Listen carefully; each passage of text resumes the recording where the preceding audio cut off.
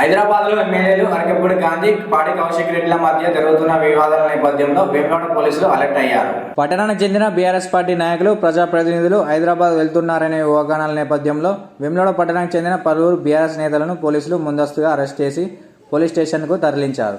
ఈ సందర్భంగా కౌన్సిలర్ నిమ్మశెట్టి విజయ్ మాట్లాడుతూ, సీఎం రేవంత్ రెడ్డి చెప్పిన ఇందిరమ్మ రాజ్యం ఇదేనా? ప్రజాస్వామ్య పద్ధతిలో తమ నాయకులు పాడి కౌశిక్ రెడ్డి ప్రెస్ మీట్ పెడితే అరకపూడి గాంధీ అనుచరులు ఆయన ఇంటిపై దాడి చేయడాన్ని బీఆర్ఎస్ పార్టీ పక్షాన తీవ్రంగా ఖండిస్తున్నామని అన్నారు. ఇప్పటికైనా కాంగ్రెస్ ప్రభుత్వం బీఆర్ఎస్ పార్టీ నాయకులపై చేస్తున్న దాడులను ఆపకపోతే తగిన బుద్ధి చెప్తామని హెచ్చరించారు.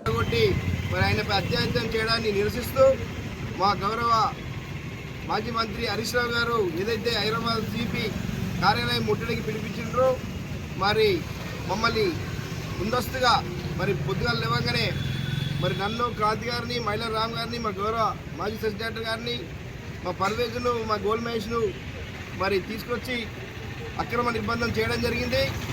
మరి ఒకటే చెప్తాను, ప్రజాస్వామ్యంలో ఏదైతే అరకపూడి గాంధీ ఎమ్మెల్యే గారు మరి పిఎస్సి చైర్మన్ కావడానికి అర్హత లేదు, నువ్వు కాంగ్రెస్ పార్టీలో చేరినావు, నువ్వు మొగనువైతే మరి టీఆర్ఎస్ కండవ కప్పుకొని గాంధీ భవన్లో ప్రెస్ మీట్ పెడదామని సవాల్ విసిరిన మా పాడి కౌశిక్ రెడ్డిపై మరి పోలీసులు అరకపూడి గాంధీ గారికి సెక్యూరిటీ ఇచ్చి మరి ఆ యొక్క పాడి కౌశిక్ రెడ్డి గారిని గృహ నిర్బంధం చేసి, మీరు నిజంగా మరి పార్టీకి ద్రోహం చేసి పోయినా మాకు పర్వాలేదు, కానీ ఒక నిజాయితీగా మరి కాంగ్రెస్ పార్టీలో నువ్వు బహిరంగంగా చేరి మరి నేను చేరలేదు, నేను నియోజకవర్గ అభివృద్ధికి మాత్రమే సీఎం రేవంత్ రెడ్డి గారిని కలిసిన అని చెప్పి నిస్సిగ్గుగా అబద్ధాలు చెప్పిన దాన్ని నిజం చేయడం కొరకు మా పాడి కౌశిక్ రెడ్డి గారు మరి ప్రెస్ మీట్ పెట్టడం జరిగింది.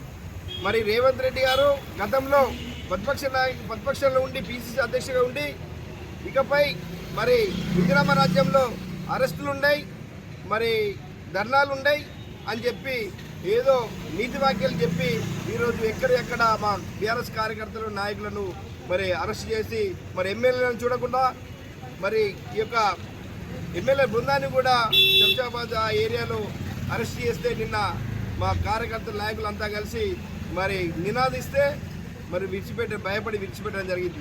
ఈ అక్రమ అరెస్టులు, ఈ అక్రమ కేసులు మా యొక్క ఉద్యమకారులను మమ్మల్ని ఏం చేయలేవు.